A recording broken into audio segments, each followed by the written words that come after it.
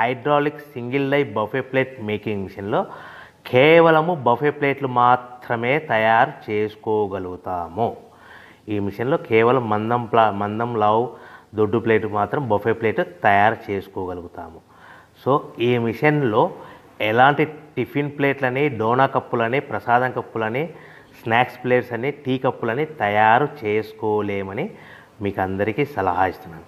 So ఈ buffet ప్లేట్లు ఏ విధంగా తయారు చేసుకోవచ్చు అంటే కనుక మనకు రా మెటీరియల్ షీట్ ఇలా ఉంటుంది. ఈ షీట్ని డై మధ్యలో పెట్టి గేర్ వెనక్కి లాగితే కనుక 1, 2, 3 సెకండ్లు లాగిన తర్వాత అదే గేర్ను ముందుకు నెట్టడం వలన డై కిందికి వస్తుంది. ఈ విధంగా తయారైన ప్లేట్ చేసుకోవచ్చు. సో ఈ బఫే ప్లేట్లు మనం ఎన్ని తయారు చేసుకోవచ్చు అంటే కనుక నిమిషానికి 5 నుంచి 10 ప్లేట్లు తయారు చేసుకోవచ్చు. అది కూడా ఆపరేటింగ్ చేసే ఆపరేటర్ మీద ఆధారపడి ఉంటుంది.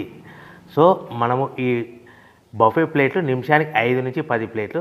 మిషన్ కొన్న స్టార్టింగ్ కొత్తలో మనకి ఎలాంటి అనుభవం ఎక్స్పీరియన్స్ ఉండదు కాబట్టి 5 నుంచి 10 ప్లేట్లు. అదేవిధంగా ఒక 1 మంత్ లోపల బాగా ఎక్స్పీరియన్స్ వస్తే 10 నుంచి 15 ప్లేట్లు, 10 నుంచి 15 ప్లేట్లు, 10 to 15 ప్లేట్స్ తయారు చేసుకోవచ్చు.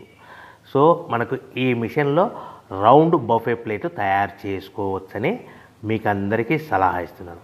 సో ఈ బఫే ప్లేట్లు మార్కెట్లో హెవీ డిమాండ్ ఉంటాయి. సో మనకు ఈ బఫే ప్లేట్లు ఈ విధంగా మనము నిమిషానికి ఆపరేటర్ మీద ఆధారపడి ఉంటుంది కాబట్టి నిమిషానికి 5 నుంచి 10 ప్లేట్లు పర్ డే 8 గంటల నుంచి 10 గంటలలో యావరేజ్గా 3000 నుంచి 5000 ప్లేట్లు తయారు చేసుకోవచ్చని మీకు అందరికీ సలహా ఇస్తున్నాను.